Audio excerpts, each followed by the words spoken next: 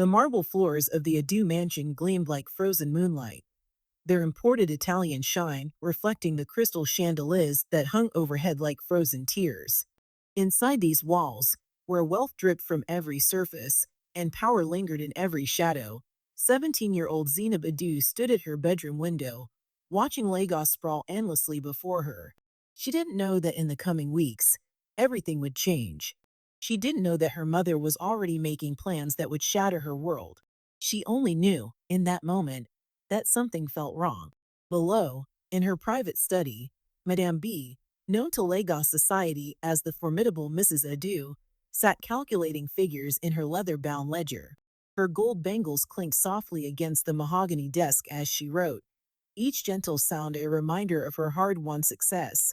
She paused only to adjust the heavy diamond ring on her finger, a gift from her second husband, Chief Alite. To the world, she was a businesswoman of exceptional acumen. To her daughter, she was becoming something else entirely, though neither of them fully understood this yet.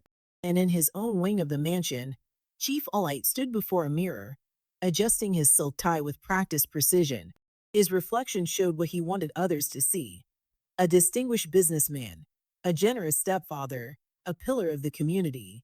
What it didn't show were his thoughts as he heard Zainab's footsteps pass by his door, or the way his eyes followed her shadow beneath the gap. These thoughts he kept hidden, like so many other things in the Adu mansion. The house itself seemed to hold secrets. Behind the imported artwork and beneath the Persian rugs lay years of carefully maintained appearances. The air was heavy with imported perfume, masking the scent of decay that crept through the foundations of their carefully constructed world. Even the houseplants, manicured and positioned just so, bent away from the shadows that stretched across the walls. Aisha, the elderly housemaid who had served the family for 15 years, moved silently through the corridors, dusting surfaces that were already spotless. She alone saw everything.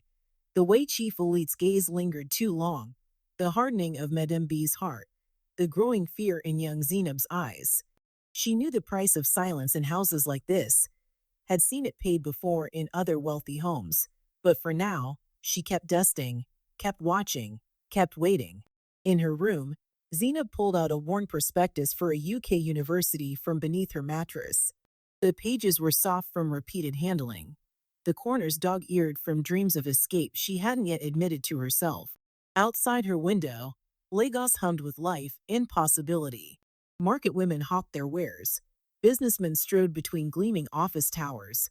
And somewhere, beyond the mansion's high walls, normal teenage girls lived normal teenage lives. But the Adu mansion was far from normal. Wealth had built these walls, influence had gilded them, and power kept them standing. What no one yet realized was that those same walls were about to become a battlefield. The first shots would be fired not with guns or bombs, but with whispered words, lingering touches, and a mother's calculated betrayal. For now, though, the mansion maintained its pristine facade. The chandeliers sparkled, the marble gleamed, and three people moved through their ordained orbits, each carrying their own secrets, each nursing their own desires, each unaware that their carefully constructed world was balanced on the edge of a knife. And somewhere in the house, a clock ticked steadily forward, counting down to the moment when everything would change. The first cracks in the Adu mansion's perfect facade appeared on a Tuesday evening, as subtle as hairline fractures in fine china. Chief Alite had begun lingering in doorways, his presence casting longer shadows than his frame should allow. The household staff noticed. They always noticed, but kept their eyes down and their thoughts to themselves. All except Aisha, who watched with growing unease as the master's attention fixed increasingly on young Zainab. In her private moments, Madame B was not blind to these changes. She saw the way her husband's eyes followed her daughter, noted the calculated timing of his accidental encounters in the hallway. But Madame B had learned long ago that power required sacrifice, and she had made her calculations accordingly. In her study, she fingered the heavy gold bangles on her wrist, gifts from men who had wanted things from her, and thought about the price of survival in a world that ran on influence and favors. Zainab felt the shift in the house's atmosphere like a change in air pressure before a storm. Her stepfather's compliments had taken on a new texture. sticky, and uncomfortable as honey on skin. "You're becoming quite the young lady," he would say, his eyes drifting down her form with proprietary interest. "That dress suits you perfectly." Each word seemed to leave a stain in the air, invisible but indelible. The breaking point came during dinner. Beneath the grand chandelier that had witnessed so many carefully orchestrated family meals, Zainab, her hands steadied despite her racing heart, placed her fork deliberately beside her barely touched plate. "I want to study in the UK," she announced, her voice carrying the weight of countless rehearsals in front of her bedroom mirror. "I've been researching scholarships." The silence that followed was absolute. Even the usual gentle clink of expensive cutlery against fine china ceased. In that moment, three distinct thoughts occupied the same space: Zainab's desperate hope, Chief Ali's calculating displeasure, and Madame B's cold fury at this disruption of her carefully laid plans.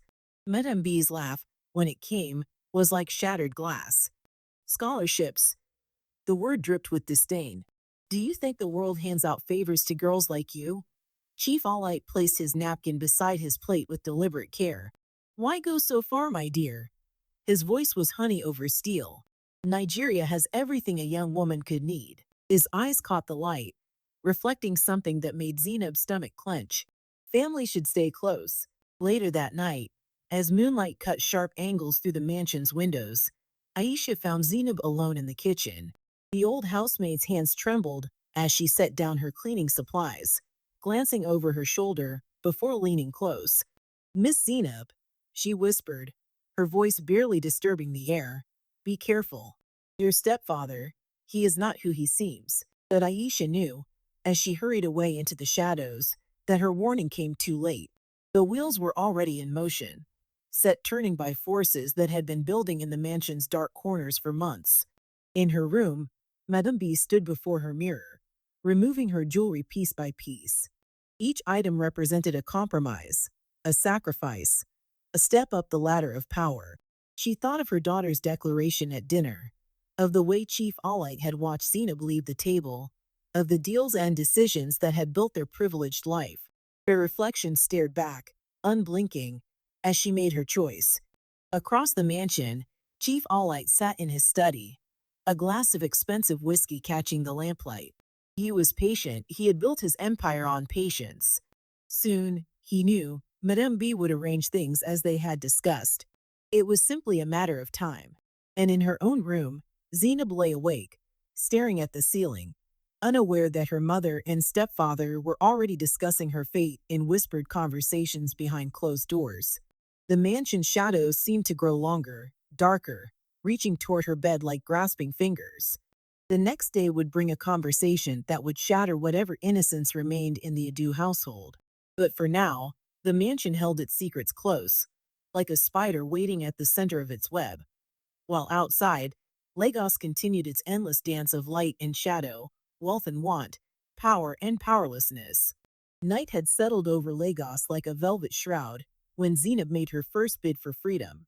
The darkness that had once seemed threatening now offered cover as she crept through the mansion's halls, her backpack heavy with hastily packed clothes, and her heart thundering against her ribs.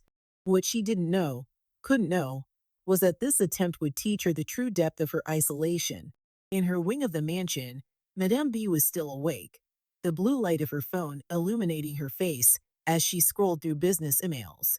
She had always been a light sleeper. A success required vigilance. Something in her peripheral vision caught her attention, a shadow moving past her door, but she didn't stir. Let the girl run, she thought. The world would teach her soon enough what Madame B had learned long ago. There was nowhere to hide from power like theirs. The guards patrolling the estate's perimeter were well paid to be observant, but they had their patterns, their predictable moments of distraction. Zainab had studied these patterns for weeks, watching from her window, preparing for this moment. Now, she slipped through the shadows of the garden, her bare feet silent on the manicured grass. The high wall loomed before her, its surface rough against her palms as she began to climb. Across the city, in a more modest but still comfortable home, Amina lay awake reading.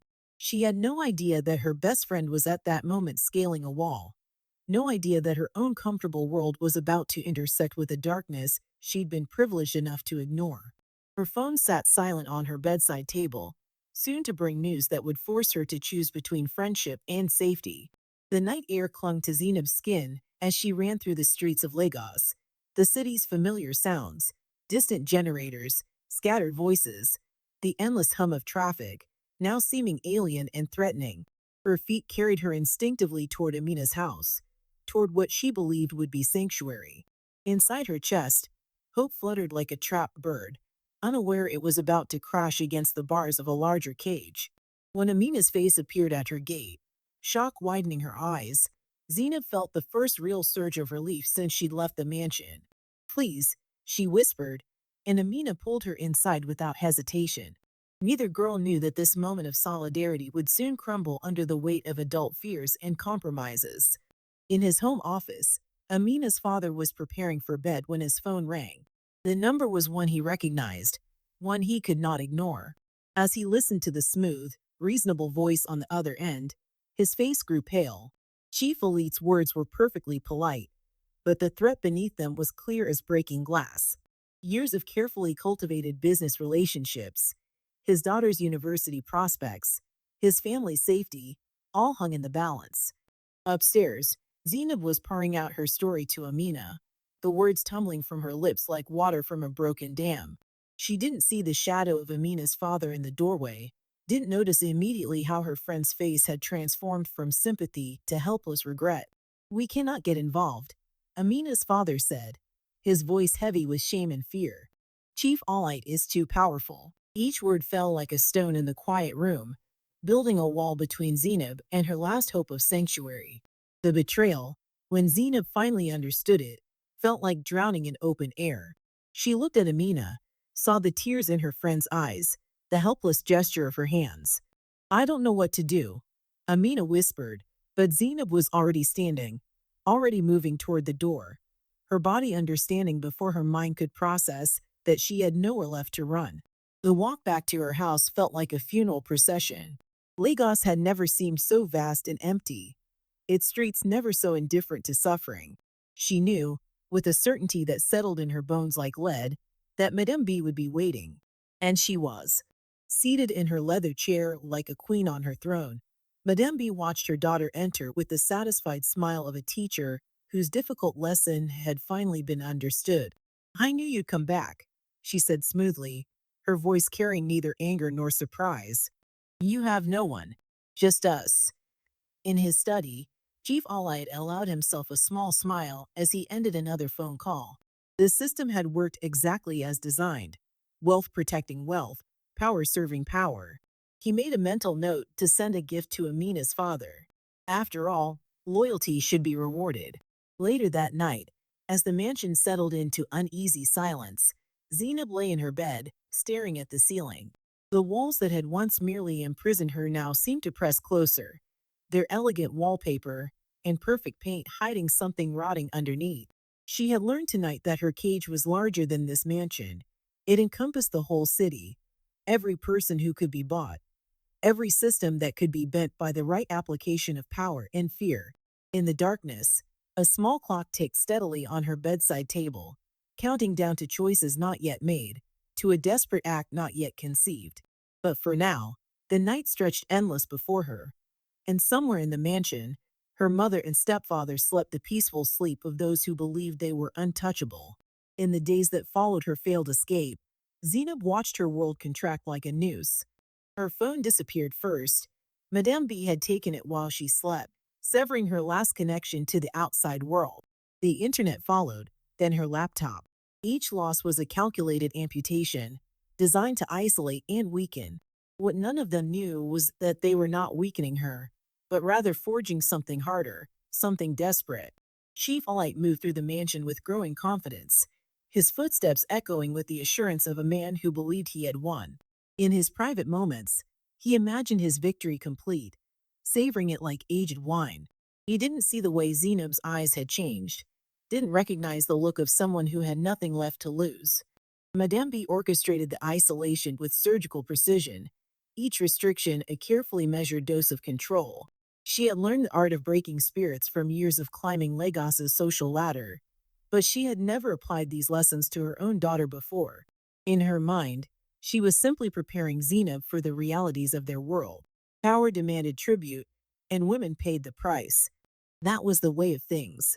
The breaking point arrived with the setting sun, carried in on Madame B's expensive perfume as she entered Zainab's room. In her hands, she held a dress, silk, deep blue, elegant, the kind of dress that could tell a story, though not the one Madame B intended. "Put this on," she said, her voice almost gentle. "Chief Allight is waiting." Time seemed to stop in that moment, the air crystallizing like amber around them. Zainab, who had been lying on her bed in a state of numb resignation, felt something shift inside her. The fear that had been her constant companion transformed, morphing into something hot and sharp and dangerous. "You are a monster," she whispered, her voice raw with disgust. The words hung in the air between them, a truth finally spoken aloud. The slap came fast, practiced, Madame B's rings cutting into Zainab's cheek. But even as her head snapped to the side, something inside Zainab refused to break. Instead, she laughed, a sound that contained no mirth, only the shattering of final illusions. What followed was chaos. Zainab fought like a wild thing as her mother tried to force her from the bed, nails drawing blood, screams echoing off marble floors. The perfect mansion became a battlefield, its elegant silence shattered by the sound of truth finally breaking free. Chief Allight, hearing the commotion, appeared in the doorway. His presence, once so threatening, now sparked something new in Zainab. Not fear, but rage. He reached for her, his face a mask of calculated concern. "Come now, my dear," he said, his voice honey smooth. "No need for dramatics." In that moment, time seemed to slow. Zainab saw everything with crystal clarity. The heavy glass award on his desk, her mother's face twisted with fury, the path to the door. Her body moved before her mind could second guess, lunging for the award, fingers closing around its cold weight. The sound it made as it connected with Chief Elite's skull was surprisingly quiet, a dull thud that somehow echoed louder than any scream. He crumpled with almost elegant grace, blood beginning to stain his expensive robe. Madame B's scream seemed to come from very far away, as if through water. "What have you done?" her mother shrieked, but Zainab was already moving, her bare feet silent on marble floors that had witnessed so many secrets. Behind her, her mother's voice rose in fury. "Guards! Stop her!" The night air hit her like a physical force as she burst through the front doors. The security lights cast harsh shadows across the driveway, turning everything into a nightmare landscape of light and dark. Her feet pounded against pavement, each step carrying her further from the mansion's suffocating grandeur. The gates loomed ahead, their ornate ironwork no longer beautiful but menacing. Behind her, she could hear voices, footsteps, the sound of pursuit. Her muscles screamed as she forced herself up the gates, their metal cold against her palms.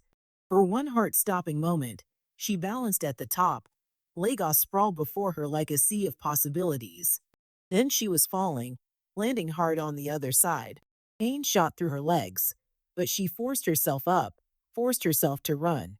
Behind her, the mansion's lights grew smaller, its power diminishing with each step she took into the unknown. In his study, Chief Allight lay bleeding on imported marble, his perfect world cracking like the skin of his skull.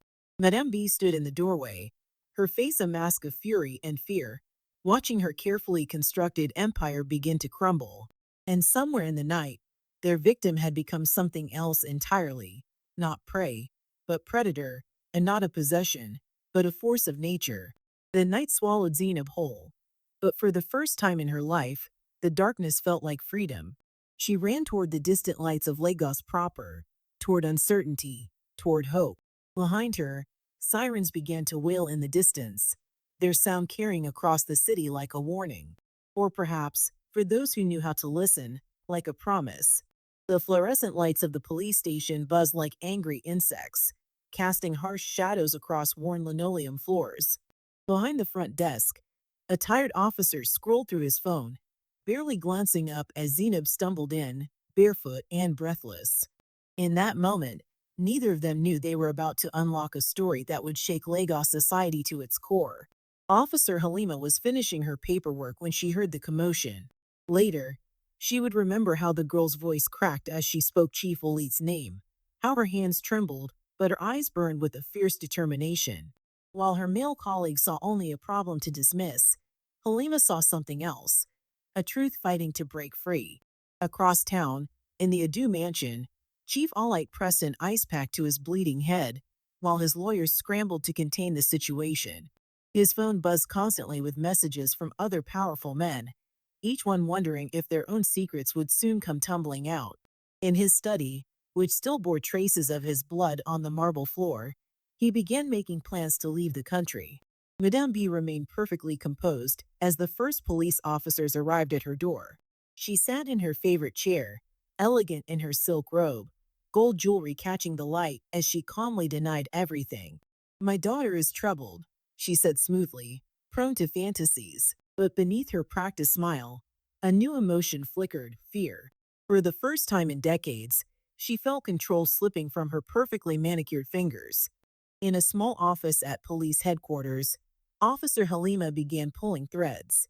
Each gentle tug revealed something darker: mysterious payments, disappeared girls, buried reports.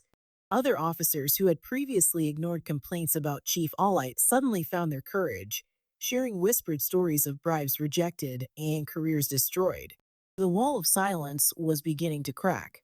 Chief Olite's attempt to flee was almost elegant in its precision. Private jet arrangements, offshore accounts, a new identity waiting in Ghana. But power, he discovered, was a fickle friend. The same networks that had protected him for so long now buzzed with his downfall. At the Ghanaian border, disguised in a plain suit and dark glasses, he found himself surrounded by officers who had been waiting for his arrival.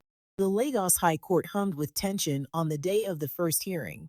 Journalists packed the gallery, their phones ready to broadcast every detail to a city hungry for justice. Social activists stood outside, holding signs demanding accountability. Inside, Zainab sat straight-backed, her voice clear as she testified about the nightmare within the mansion's walls. "Look at your daughter," the prosecutor urged Madame B during cross-examination. "Look at what you've done." But Madame B stared straight ahead, her face a mask of indifference. In her mind, she was still right. She had simply played the game as it had always been played. That the rules had suddenly changed was not her fault. Evidence mounted like waves against a crumbling sea wall.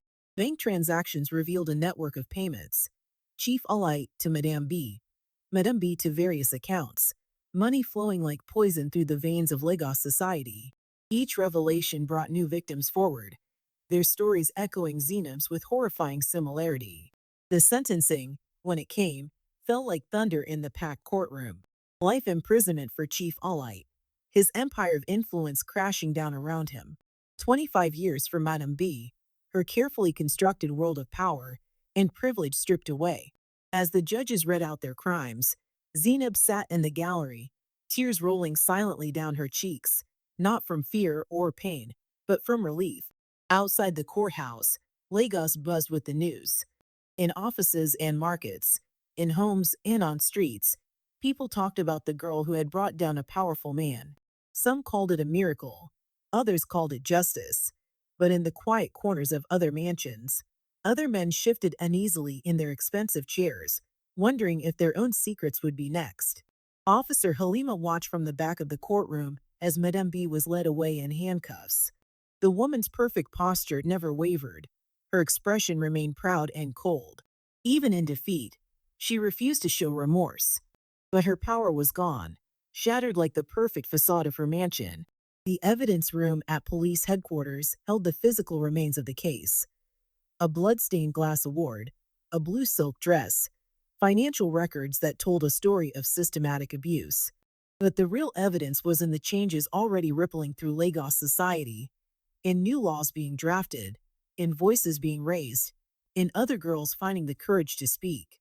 As the sun set over Lagos that evening, casting long shadows across the city's mix of mansions and slums, the story of the Adu mansion became more than just a scandal.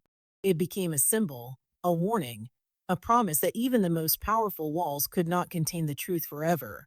Years had softened the edges of memory, but they had not dulled its power. Standing at the podium in Abuja's International Conference Center, Zina Badu looked out over a sea of faces, some bearing hope, others carrying shadows she recognized all too well. The air hummed with anticipation as she adjusted the microphone, her fingers brushing against the smooth surface that was so different from the cold metal of mansion gates. In the audience, Officer Halima, now Commissioner Halima, sat straight-backed in her uniform, her presence a reminder of how far they'd both come. Since that night in the police station, she had helped dozens of other girls find their voice, their courage, their path to justice. Today, she watched her first case become a beacon for change. There was a time, Zina began, her voice carrying to every corner of the hall, when I thought no one would believe me. The words hung in the air, heavy with memory. In the front row, a group of young girls leaned forward, their eyes fixed on the woman who had survived what some of them were still enduring. Somewhere in the Lagos Correctional Facility, Madame B would be sitting in her cell, still maintaining her perfect posture, still wearing her pride-like armor. She had never apologized, never shown remorse. The last time Zainab had seen her mother, during a mandated court appearance, Madame B had looked at her daughter as if studying a stranger. Perhaps, in a way, she was. Chief Elite's empire had crumbled like a sandcastle in the tide. His conviction had triggered a cascade of investigations, exposing a network of abuse that stretched across Lagos's elite circles. Other men like him had fallen, their power revealed as nothing more than elaborate illusion. The mansions they had built still stood, but their shadows no longer seemed so dark. Back in the conference hall, Zainab's voice grew stronger as she continued. But I was wrong. Silence lets evil win. Someone will listen. Her words carried the weight of experience, of battles fought and won. In the audience, phones recorded her speech, spreading her message beyond these walls to others who needed to hear it. Among the listeners sat Amina, her childhood friend, who had once turned her away. Their reconciliation had been slow, painful, but necessary. Amina now ran a shelter for girls escaping abuse, turning her family's guilt into action. Her father, watching from home, would see this broadcast and remember his own part in the story, how fear had made him complicit, and how his daughter had found a way to make amends. The changes rippled outward like waves in a pond. New laws had been passed, bearing Zainab's influence if not her name. Police procedures had been reformed, inspired by Commissioner Halima's persistence. Schools now had protocols for identifying and reporting abuse. The walls of silence were crumbling, one voice at a time. As Zainab concluded her speech, a young woman approached the microphone during the question period. Her hands trembled as she spoke. I'm going through something similar, she whispered, her voice barely audible. My uncle. She couldn't finish, but she didn't need to. Zainab saw in her eyes the same fear she had once carried. Later, in a private room off the main hall, Zainab sat with the young woman, holding her hands as she told her story. Commissioner Halima stood nearby, already making calls, setting wheels in motion. The machinery of justice that had once protected the powerful now turned to serve the vulnerable. Outside, Lagos had changed and stayed the same. Mansions still rose behind high walls. Wealth still flowed through the city's veins. Power still opened doors. But something fundamental had shifted. In quiet rooms and corner offices, in police stations and courtrooms, people remembered the story of Zina Badu and found their courage. The conference center emptied slowly, but its energy lingered. Young activists clustered in groups, planning their next moves. Social workers exchanged contacts, building networks of support. Journalists scribbled final notes, knowing this story would inspire others to speak up. In her hotel room that evening, Zainab stood at the window, watching the sun set over Abuja. The city lights began to twinkle, each one representing a home, a story, a possibility. Her phone buzzed with messages, more speaking requests, more calls for help, more chances to make a difference. The girl who had once climbed a mansion wall in desperate flight now stood at the forefront of a movement. Her personal nightmare had become a public awakening, her private victory a collective triumph.